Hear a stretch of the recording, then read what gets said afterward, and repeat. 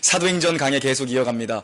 스데반이 공회 앞에 서 있습니다. 억울한 누명을 쓰고 지금 공회원들 앞에서 재판을 받고 있습니다. 최후 변론 기회가 스데반에게 주어졌습니다. 스데반이 자기 생명을 부지하는데 이 최후 변론을 사용하지 않고요, 도리어 복음을 전하고 있습니다. 대제사장들과 사내들인 공회원들 앞에서 이 마지막 시간을 예수 그리스도 십자가 복음을 전하고 있습니다. 지난주에 살펴봤다시피 이 스데반의 설교의 시작은 아브라함이었습니다. 믿음의 조상 아브라함. 그는 이방 땅에 살던 자였고, 그는 자식이 없던 무자한 사람이었고, 그는 우상을 만들어 팔던 자였다. 그런 자가 우리의 믿음의 조상이다. 하나님이 그곳에 찾아오셨다. 그 하나님은 영광의 하나님이셨다. 아브라함이 자격이 있어서 믿음의 사람이 된 것이 아니다. 아브라함에게 어떤 구원의 조건이 있던 것이 아니다. 그러나 영광의 하나님이 그를 찾아가심으로 그 안에 비어있던 그의 인생 가운데 내용이 담겼는데, 그 내용이라는 것은 바로 믿음이라는 내용이 담겼다는 것입니다. 자격이 없는 사람, 불가능한 사람을 하나님이 택하셔서 구원이란 이런 것이다, 믿음이란 이런 것이다, 그를 믿음의 대표 선수로, 믿음의 조상으로 세우셨다라는 것입니다. 아브라함은 갈 바를 알지 못할 때에 하나님의 말씀을 따라 걸음을 떼었습니다. 자신의 고향과 친척과 아버지의 집을 떠나왔지요. 그래서 가나안 땅에 결국 그는 도착합니다. 약속의 땅에 그가 당도했는데, 문제는 그곳에 약속의 땅인데 발붙이고 살 자기 이름의 땅이 없었다라는 것이죠. 이상하죠? 분명히 약속의 땅입니다. 그런데 발붙이고 살 땅이 없었다라는 것입니다. 아브라함이 도착했는데 놀란 거예요. 약속의 땅이라고 믿고 철석까지 믿고 왔는데 내 이름으로는 땅이 한 평 없는 거예요. 그리고 하나님은 분명히 내가 그 땅을 너와 내 후손들에게 줄 것이라고 약속을 했는데, 도착을 했는데 땅도 없고 아직 자식도 하나 없습니다. 그 몸은 아이를 낳을 수 없는 몸이 되었지요. 약속은 있는데 땅이 없습니다. 약속은 남아있는데 자식이 없습니다. 그래서 지금 아브라함이 처한 현실이라는 것이죠. 이해가 안 갑니다. 그런데 성경이 이것을 통해서 우리에게 주고 있는 그 믿음에 대한 레슨은 무엇입니까? 믿음이란 그런 것이다라는 것입니다. 믿음은 보이지 않는 것을 보는 것처럼 믿는 것이고, 보이지 않는 길을 보는 것처럼 가는 것이 믿음이다. 말씀을 붙들고 가는 것이 믿음이다. 보이지 않는 약속을 붙들고 살아내는 자들이 바로 언약 백성이다. 바로 이 교회가 그 언약 백성들의 모임입니다, 여러분. 언약을 붙들고 가는 것입니다. 그게 믿음이에요. 지난 주일에 이어서 오늘 스데반의 설교가 계속 이어집니다. 언약에 신실하신 그 하나님, 약속을 반드시 이루시는 그 하나님은 이 아브라함에게 할례 언약을 주시고, 아브라함이 할례를 행한 후에 그의 나이 100세에 사라의 경수가 끊어졌을 때에, 그의 몸이 마른 막대기와 같을 때에 자식을 주었습니다. 100세에 낳은 아들 이삭입니다. 이삭. 그 이삭은 야곱을 낳고, 야곱은 12아들을 낳습니다.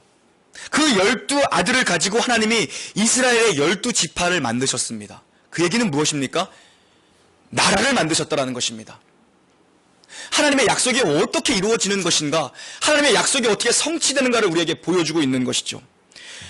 신실하신 하나님은 불가능 속에서 아브라함에게 이삭을 주시고, 그리고 그 후손들로 나라를 만드셨어요. 오늘 이어지는 이 스토리는요, 야곱의 12아들 중 한 명인 요셉의 이야기입니다. 11번째 아들 요셉의 이야기입니다.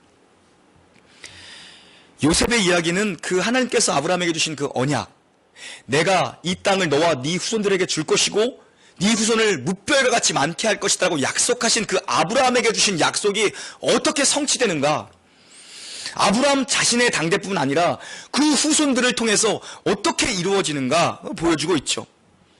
하나님의 말씀이 얼마나 신실하고 하나님이 어떻게 자신이 하신 그 말씀을 지켜가시는가를 보여주고 있습니다. 9절, 10절 함께 봉독합니다. 9절과 10절입니다. 시작.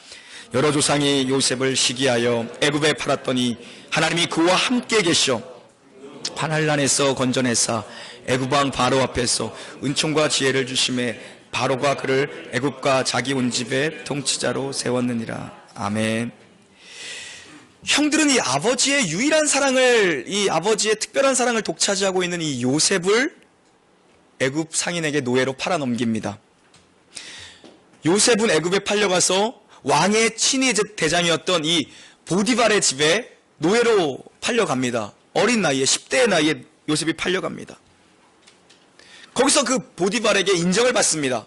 얼마나 총명했던지 인정을 받습니다. 그 집안을 총괄하는 자가 됩니다. 그런데 이 보디발의 아내였죠? 그 보디발의 아내, 그 여자가 어느 날 이 요셉을, 젊은 요셉을 유혹합니다.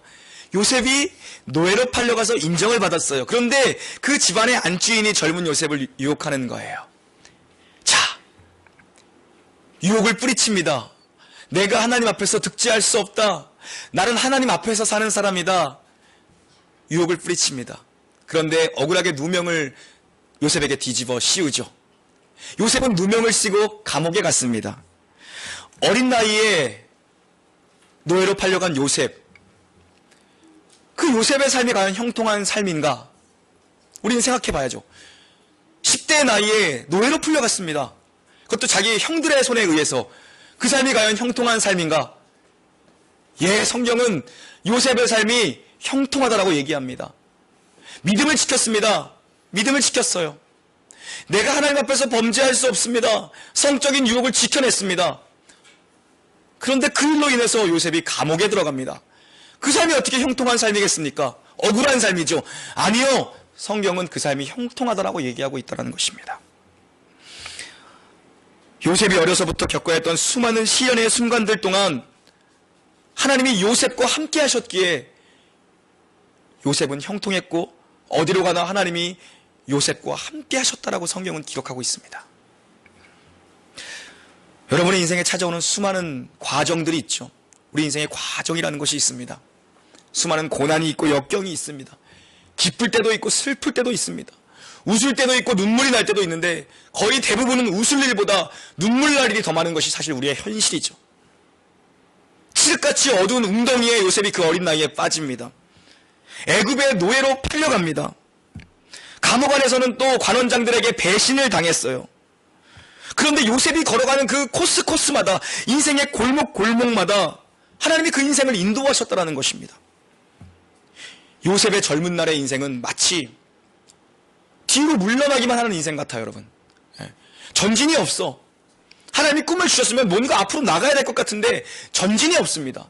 뒤로만 후퇴되는 인생 같고 정체되어 있는 인생 같습니다. 그런데 형통이라는 단어의 의미는 나아가다라는 의미입니다. 나아가다는 의미. 나아가다. 도대체 어딜 나아가는 것인가? 요셉은 웅덩이에 있습니다. 형들 때문에 웅덩이에 빠졌습니다. 그런데 그의 인생이 형통했다. 눈을 떠보니 그는 세계 최강국 애굽에 와 있습니다. 그는 억울함을 뒤집어쓰고 감옥에 갔습니다. 억울합니다. 억울함에 죽을 것만 같습니다. 요셉은요. 눈물을 흘립니다. 그 억울함 때문에. 그런데 눈을 떠보니 그는 세계 최강국 애굽의 왕 앞에 서 있습니다. 바로 앞에 그가 서 있습니다. 웅덩이에서 도대체 어디를 나갈 수 있단 말인가? 우리는 갇혀있는 것 같고 감옥에서 도대체 어디를 나아가게 한다는 것인가? 그런데 그 가운데서 하나님은 그를 나아가게 하셨다는 것이죠. 저는 여러분이 형통한 분들 되시기를 주님의 이름으로 축원합니다. 내 인생은 정말 형통한 인생이라는 것을 굳게 믿으시기 바랍니다. 특별히 고난 가운데 계시는 분들 많이 계시죠? 그래도 여러분은 형통한 분들입니다. 힘들면 하나님 앞에서 우시면 됩니다. 힘들면 하나님 앞에 나와 눈물을 흘리시면 되는 거예요. 왜냐하면 하나님 앞에서 우리가 울고 있던 그 시간, 남들은 100m 달리기를 뛰어나가는 것 같이 벌써 뛰어나가는데 우리가 하나님 앞에서 울고 있는 그 시간, 웅덩이에 갇힌 것 같고 쇠사슬로 꽉 막힌 감옥에 갇혀 앉아있는 것 같은 그 시간, 주변을 보면 모두가 승진하고 성공하고 대학에 가고 모두가 취업을 하고 모두가 잘 달려나가고 있는 것 같은데 나만 주저앉아있는 그 시간 하나님 앞에서 울고 있다면 하나님은 결코 그 시간을 빠꾸시키지 않으시는 분입니다. 내가 내 힘으로 2걸음을 뛰어나간 것 같다. 그런데 남들은 이미 5걸음, 6걸음을 나간 것 같다. 나는 그저 하나님 앞에서 울고만 있다. 이게 뭔가? 육신의 병이 들어서 내 인생이 이게 뭔가? 그런 시간을 하나님은 빠꾸시키지 않습니다. 내가 나간 2걸음에 하나님은 5걸음과 6걸음을 보태셔서 그동안 내가 걸어왔다고 하는 것보다 하나님은 하나님 앞에서 우는 시간을 통해서 더 많은 걸음을 가게 하셨다는 것입니다. 요셉은 감옥에 있었지만 눈을 떠보니 그는 애굽 왕 앞에 있습니다. 그는 웅덩이에 빠졌는데 세계 최강국으로 하나님이 그를 옮겨 놓으셨다는 것입니다. 고난 가운데도 하나님이 함께 하셔서 우리의 인생이 형통하다는 것은 무슨 의미입니까, 여러분? 고난 속에서도 하나님 우리를 지키신다는 것입니다. 고난이 끝을 가져오게 되어 있다는 것입니다. 고난 받아야 될 목적과 고난을 통과해야 되는 이유가, 고난을 감당해내고 고난을 이겨내야 되는 이유가 있다는 것입니다. 그것이 하나님이 나와 함께 하신다. 고난 속에서도 나를 그냥 두지 아니하신다. 이 형통함의 의미가 거기에 담겨 있는 것입니다. 나는 고난이야. 나는 아무것도 못하는 것 같아. 그런데 하나님이 나를 앞으로 나아가게 하고 계시다라는 것입니다. 결국 하나님은 요셉을 애굽의 총리의 자리, 미국의 경제부 장관으로 지금 세우신 겁니다. 우리 식으로 얘기하면요. 이게 가능한 일입니까? 감옥에 있던 자가, 노예 생활을 하던 자가, 가족들에게도 버림받은 자가 이게 가능합니까? 총리가 된 걸로 요셉의 인생은 끝이 아닙니다. 여러분. 이제부터가 진짜입니다. 이제 하나님의 계획과 섭리가 요셉의 인생을 통해서 아브라함에게 약속하신 증조부입니다. 요셉의 증조부 아브라함은 그 섭리와 계획이 이제 실현되고 있는 것입니다. 하나님의 합력하여 선을 이루시는 것이 무엇인가를 보여주고 있는 것이죠.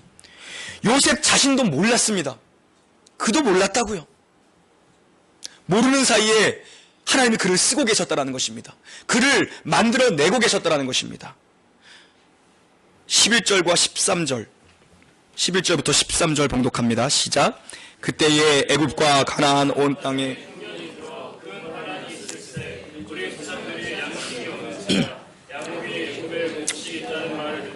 먼저 우리 조상들을 보내고 또 재차 보내매 요셉이 자기 형제들에게 알려지게 되고 또 요셉의 친족이 아멘. 그때에입니다. 때가 된 것이죠. 만사의 때가 있습니다. 긴 젊은 날의 고통의 과정 속에 자신도 모르는 사이에, 요셉 자신도 모르는 사이에 요셉은 하나님이 쓰시기에 편한 그릇으로, 깨끗한 그릇으로 다듬어지고 있었던 것입니다. 자신도 모르는 사이에 그렇게 만들어지고 있었던 것이에요. 요셉의 실력이 도대체 어디서 나온 것인가? 아니, 그 노예가, 그 젊은이가, 그 어린아이가 어떻게 그 대국의 총리가 될 수 있단 말인가? 총리직을 수행할 수 있단 말인가? 그의 실력은 감옥에서 만들어진 것이고 그의 실력은 노예 생활에서 만들어진 것입니다. 미디안의 상인들에게 팔려갈 때, 보디발의 종이 되었을 때, 보디발 집안에서 그 집안에 들락들던 최고의 권력가들, 감옥에서 만난 관원들, 감옥의 죄수들과 함께 보내는 그 시간들, 연결의 힘입니다. 만남의 힘입니다. 이 모든 것들을 거치면서 그는 총리의 자리까지 가는 과정 가운데 자기의 자산이 된 것입니다. 이 고통과 이 고난의 시간들이 자기도 모르는 사이에 총리가 된 것이 아니라 총리다운 사람이 된 것입니다. 총리의 자격이 생긴 것입니다. 총리로서의 실력이 생긴 겁니다. 실력이 생긴 거예요. 고통 속에서 우리가 배우는 것은 무엇입니까? 인생과 인생을 살아가면서 세상 사는 도리를 배우고 분별을 배우고 많은 사람들과 섞여 살면서 사람과 인생을 배우는 것이죠. 요셉이 그걸 배운 겁니다. 총리다워진 것입니다, 여러분. 총리가 될 거였기 때문에 요셉 스스로가 준비한 것이 아닙니다. 요셉은 아무것도 몰랐습니다. 그냥 고통 속에서 하루하루 눈물만 흘렸고 감옥에서 착고에 찬 채로 그는 울부짖었던 게 요셉입니다. 그런데 그 울음의 시간을 하나님은 그냥 두신 것이 아니라 그 가운데에서 하나님은 총리답게 요셉을 만들어 가신 거예요. 7년 풍년과 7년 대흉년이 일어납니다. 이 흉년도 하나님의 섭리 안에서 일어난 것입니다.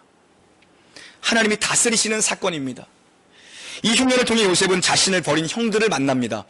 자신을 버린 형들이 요셉을 찾아와 머리 숙여 절하게 됩니다. 가족과 상봉합니다.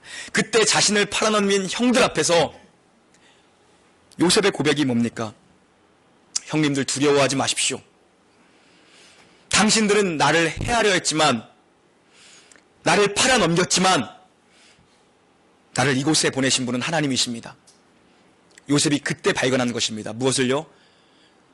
하나님의 협력하여 선을 이루시는 하나님, 하나님의 지혜가 어떤 것인지 그때 발견한 거예요. 그때 꿈이 기억난 것입니다. 어렸을 때 꾸었던 그 꿈, 형님들의 곡식단이 자기한테 와서 절을 했던 그 꿈, 아, 하나님 이것이었군요. 이것이었군요. 형님들 두려워하지 마십시오. 형님들이 선한 이유로 나를 팔아넘긴 것이 아니지만, 그러나 그것 가지고도 결과를 만들어내신 분이 우리 하나님이십니다. 그것 가지고도 이 선한 일을 만들어내신 분이 우리 아버지십니다. 형님들 고개를 드십시오. 배신이 있었고 상처가 있었고 구덩이가 있었습니다. 그리고 노예가 있었습니다. 감옥이었습니다. 이 모든 시간은 최악의 시간이었습니다. 이 조건은 최악의 조건이었습니다. 하나님은 이것 가지고 선을 이루셨어요. 근데 요셉이 그걸 깨닫게 된 것입니다. 그걸 본 거예요. 결국 하나님이 무엇입니까? 하나님이 약속한 걸 지켜내시는 분이라는 걸 깨달은 겁니다. 이것이 하나님의 지혜 속에서 하나님이 합력하여 선을 이룬다라는 의미입니다. 하나님의 지혜는 우리의 지혜와 비할 수 없습니다. 하나님이 여러분 가지고도 일을 하고 계시고, 하나님이 이 교회 가지고도 일을 하고 계십니다. 하나님이 보잘것없는 우리 가지고도 하나님 선을 만드시는 분이고, 우리 가지고도 주의 일을 감당케 하십니다.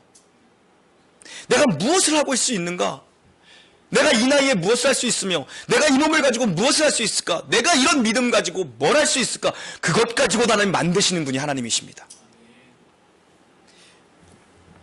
고통스럽고 도망갈 수 없는 현실, 괴롭다라는 것이 사실 실제죠. 괴로운 것이 실제입니다. 우리의 삶에 괴롭습니다. 인생은 웃을 일보다 울 때가 더 많은 것이 우리의 현실이죠. 감사할 일보다 사실 원망할 게 더 많은 게 우리의 현실이죠. 옥죄어 오는 것이 우리의 현실입니다. 여러분, 물귀신처럼 계속 우리를 나락으로 끌어들이는 것이 우리의 현실입니다. 부인할 수 없습니다. 여러분, 그런데 이 모든 것을 하나님이 버무리고 동원하셔서 우리를 만들어가고 계신다는 겁니다. 인정하기 싫고 이해가 안 되죠. 그것까지 하나님 만드신다니까요. 마찬가지, 여러분이 지금 겪고 있는 여러분의 모든 관계, 여러분의 시간, 여러분의 조건, 환경, 살아온 과정들, 남은 날들, 자식들, 이 모든 것을 하나님이 버무리십니다. 이런 거죠. 부부 사이, 부모 사이, 부부와 자식 사이, 교인들 사이에서 일어나는 것들, 이것들을 통해서 우리는 총리다운 실력이 생기는 겁니다. 부부 사이,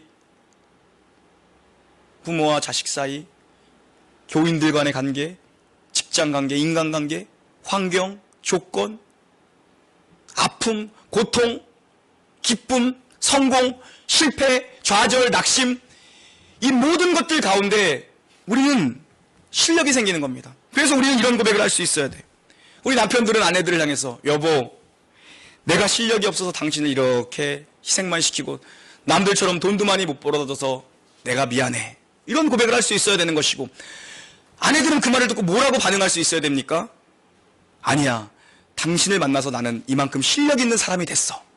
이런 고백을 할 수 있어야 되는 겁니다. 여러분, 이 고백이 나와야 되는 겁니다. 여러분이 이 사람만 아니면 된다라고 생각하는 그 사람과 지금 살고 있는 것 아닙니까? 이 사람만 아니었어도 내가 누구랑 살아도 지금보다는 낫겠다. 야, 이 인간만 안 만났어도 내가 누굴 만났어도 지금보다 좀 낫겠다. 그 고백 때문에 여러분이 여기 있는 겁니다. 무슨 말입니까? 그 사람 때문에 여러분은 실력이 있는 사람이 됐어요. 그 사람 때문에 여러분은 새벽에 나와서 기도할 수 있는 사람이 된 겁니다. 그 사람 때문에 여러분은 지금 가방 들고 어디 백화점 다니는 사람이 안 되고 여기 나와 있는 훌륭한 사람이 된 겁니다. 여러분, 그 사람 때문에, 그 외인수 같은 말 안 듣는 놈 때문에, 그 자식놈 때문에 여러분은 눈물이 여러분 눈에 눈물이 흘리게 된 것입니다, 여러분. 그 자식이 없었으면 여러분은 결코 눈물을 자식을 위해 흘릴 수 있는 실력 있는 사람이 안 된 거예요. 하나님은 우리가 처해 있는 모든 조건과 환경과 인생의 만남이라는 거 하는 것들 버무려서 만드십니다. 아, 저 사람만 없으면 놀라운 교회가 더 좋을 텐데 하고 하는 그 마음의 가시 같은 그 사람 때문에 여러분의 실력이 생기는 겁니다. 그걸 놓치면 안 돼요. 그러는 거예요, 원래. 이 모든 사람, 모든 경우, 모든 조건, 이것이 여러분의 삶의 모든 것에 적용되어져서 하나님이 합력하여 선을 이루시는 겁니다. 거기서 여러분이 총리다워지는 것입니다. 거기서 요셉이 요셉다워지는 것처럼. 14절 함께 봉독하겠습니다. 14절 시작. 요셉이 사람을 보내요. 아멘. 요셉이 총리가 되고 나서 형들과 상봉한 후에 그의 가족들 전체가 이민을 오게 됩니다. 75명이 이민을 오게 됩니다. 애굽으로, 세계 최강국 애굽으로 특급 대우를 받으며 이민을 옵니다. 나라를 경제적 위기에서 살린 총리, 국가의 영웅스러운 그 총리의 가족들이라는 명분으로 최고의 대우를 받으며 이민을 옵니다. 아브라함의 이야기를 지난주까지 들었습니다. 스데반의 설교입니다, 지금. 그런데 아브라함의 자식, 그렇게 귀한 아들 이삭이 있고 그의 아들 야곱과 후손들이 있는데 아브라함의 이야기에서 스데반은 요셉의 이야기로 건너뛰어 왔습니다. 그 귀한 아들 이삭을 남겨두고요. 왜 그런 것입니까? 바로 언약을 설명하기 위해서입니다. 분명히 하나님께서 아브라함에게 약속하셨죠. 너의 자손들이 수많은 별과 같이 되어 이 땅을 밟게 될 것이고 너희 자손들에게 이 땅을 줄 것이다. 어떻게 한 명으로 시작된 그 자손이 수많은 자손이 되었나, 그걸 보여주기 위해 요셉의 이야기로 건너뛰어 온 것입니다. 아브라함이 자손이 하나도 없을 때 수많은 별들과 같은 자손을 약속하셨습니다. 예. 아브라함, 이삭, 야곱, 요셉에 걸쳐 그 가문 전체 70여 명이 넘어왔습니다. 그런데 400년 후에 그들이 애굽을 떠나갈 때 200만 명에 가까운 자들이 떠나가게 됩니다. 이 땅으로 돌아가게 됩니다. 약속의 땅으로. 바로 이렇게 하늘의 별과 같이 너희 후손을 많게 하겠다는 그 하나님의 언약이 어떻게 성취됐는가? 요셉의 때에 요셉을 교두부로 성취되었다는 것을 보여주고 있는 거죠. 하나님 그렇게 심실하신 분이다. 하나님 말씀하신 걸 이루지 않으시는 분이 아니다. 그 얘기입니다. 요셉이 기폭점이 된 것입니다. 세월이 근데 흐릅니다. 요셉이 죽고 히브리 민족이 너무 기하급수적으로 많아집니다. 애굽 왕이 바뀝니다. 이제 요셉의 공을 잊어버리는 왕이, 알지 못하는 왕이 세워집니다. 정권을 바뀌면서 정책이 바뀌어버립니다. 이 히브리 민족들이 치고 올라올 것 같아 이들을 노예화하는 정책으로 바꿔버립니다.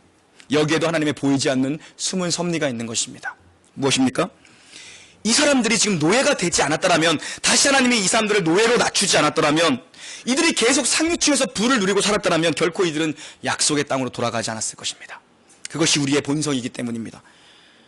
등 떠밀어도 안 가, 여기가 좋사오니 안 갑니다. 가서도 이들이 뭐라고 얘기합니까? 아유, 그때 애굽에서 고기가마 곁에서 고기 주워 먹었을 때가 좋다.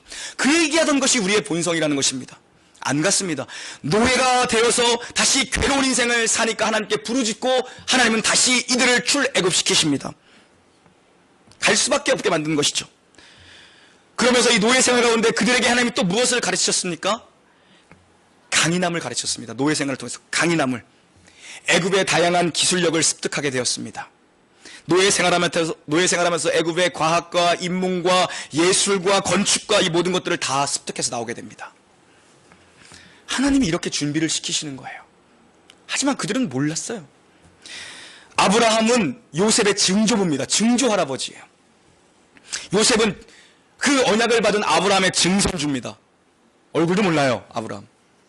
그러나 아브라함에게 주신 그 약속과 언약이 요셉의 때에 아주 폭발적으로 이루어지는 것입니다.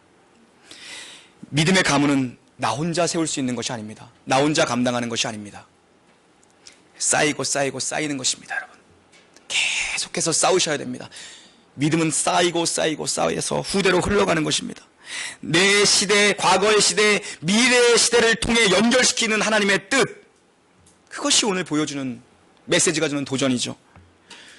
우리의 헌신이라는 것들, 우리의 충성이라는 것들, 우리의 기도라는 것들, 언제 응답이 되고 어떻게 쓰임을 받고 있는가, 사실 우리는 다 확인할 수가 없습니다.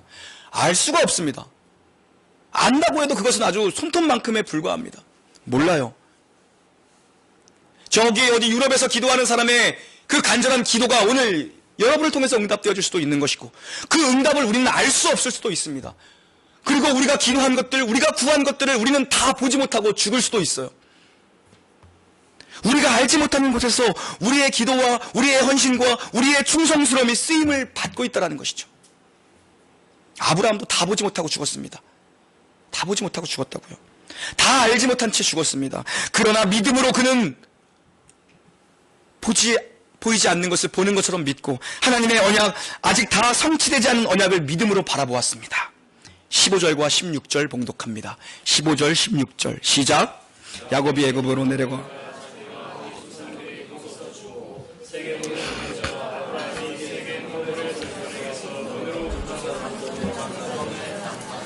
아멘. 스데반이 요셉 이야기를 쭉 끌고 가다가 마지막 마무리를 요셉의 아버지이자 아브라함의 손주 야곱의 이야기로 끝을 냅니다. 조금 뜬금없죠. 요셉의 이야기면 요셉의 이야기로 끝이 나야 되는데 요셉의 아버지 야곱의 장사 지낸 이야기로 끝이 납니다. 야곱이 애굽으로 아들 덕택에 총리가 된 아들 덕택에 온 자손들을 이끌고 애굽으로 이민을 갑니다. 거기서 오랜 시간을 살다가 거기서 생을 마감합니다. 애굽에서 미국으로 이민 갔다가 미국에서 아주 잘 누리며 살다가 거기서 생을 마감합니다. 조국 땅을 밟지 못한 채요. 야곱의 유언이 뭡니까? 내가 죽거든 약속의 땅에 묻어달라는 것입니다. 약속의 땅, 가나안 땅에 묻어달라는 것입니다. 그 약속의 땅에 아브라함, 그 야곱의 할아버지, 요셉의 증조 할아버지, 이삭의 아버지, 그가 발붙일 땅이 없었어요. 그런데 그 땅에 묻어달라는 것입니다. 야곱의 유언이. 애굽에서 죽은 야곱의 유언이, 마지막 유언이 그거였어요. 나의 유고를 그곳에 묻어달라. 무엇입니까? 아브라함이 발붙일 곳이 없이 살았지만 땅을 한 평 사두었습니다. 그것은 무엇입니까?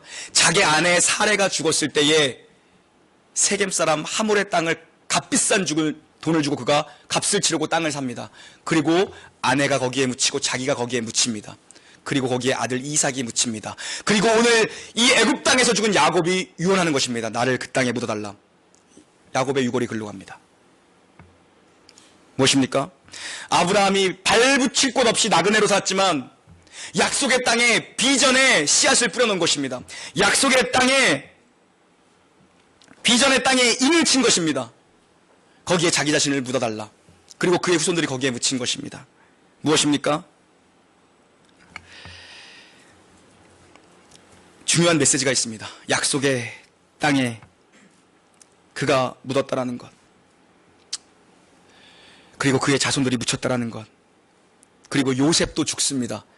110세를 살고 요셉이 죽습니다. 우리 한번 찾아가 볼까요? 창세기 한번 찾아가 보시죠. 창세기 50장 요셉의 유언입니다. 25, 26절입니다. 함께 25, 26 시작.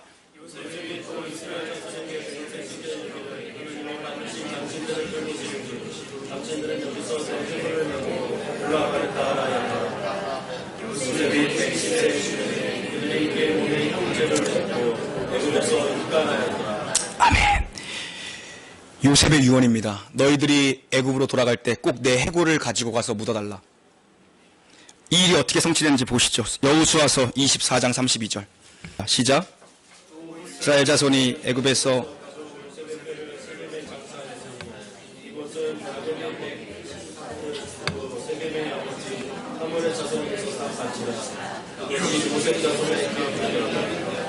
아멘. 요셉의 마지막 유언도 동일합니다. 언젠간 당신들이 약속의 땅에 돌아가게 될 때에 나의 해골을 메고 돌아가 주십시오. 그리고 아버지와 함께 나를 장사 지내 주십시오. 요셉도 애굽에서 평생을 살았습니다. 그리고 약속의 땅에서 그는 버림받고 형들에게 버림받고 이 땅에 왔습니다. 그러나 그의 마음은 언제나 아버지와 할아버지로부터 들었던 그 약속의 땅에 있었던 것입니다, 여러분. 그리고 400년 뒤에 출애굽하면서 후손들이 요셉의 유골을 메고 해골을 메고 올라가서 그 땅에 장사 지냅니다. 무엇입니까?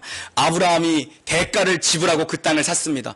비록 자기에게 약속의 땅이었지만 발붙일 만한, 머리 두고 살 만한 땅이 없었습니다. 그럼에도 불구하고 거금을 들여서 그 땅을 삽니다. 대가를 지불하고 빚을 땅을 산 것입니다. 영적인 교두보를 만들어 놓은 것입니다. 그리고 내가 이곳에 묻히리라. 그리고 반드시 후손들이 돌아올 것이다. 하나님의 약속이었기 때문에 보이지 않는 것을 보는 것처럼 아브라함이 믿은 것입니다. 여러분, 우상을 만들어 파는 자였습니다. 이방 땅에 살고 자식도 없던 자를 하나님이 이렇게 믿음의 조상으로 만들어버린 겁니다. 여러분, 결국 이 무덤은 아브라함의 후손들에게 끊임없이 인생의 가장 중요한 것이 무엇인가를 가르쳐주는 것이었습니다. 교두보였습니다. 너에게는 약속의 땅이 있다. 돌아갈 곳이 있다. 하나님의 유업이 있다. 우리는 약속의 땅을 보며 살아야 된다. 이것이 세대를 흘러가면서 세대를 초월하는 영적인 공통분모였습니다. 우리에게 주신 약속의 땅을 여러분 바라보며 살아야 할 것입니다. 이것은 세대를 초월한 공통분모여야 합니다. 여러분과 여러분의 후대, 그리고 여러분이 알지 못하는 여러분의 수많은 후손들, 우리는 이 약속을 붙잡고 그 땅을 바라보며 걸어가는 자들입니다. 우리는 이곳에서 모두 만나야 되는 자들입니다. 영원한 땅, 약속의 땅을 바라보며 살아가야 되는 자들이 바로 우리입니다. 예수 그리스도 안에서 하나님께서는 우리에게 우리의 구원을 보증하셨고 우리에게 영원한 나라를 허락하셨습니다. 그 나라를 보는 자들이 바로 성도입니다. 그리스도 안에 있는 성도. 그리고 이것을 우리는 우리 시대와 우리의 후대들에게 끊임없이 흘러 축복의 강을 이루도록 흘려보내야 하는 것입니다.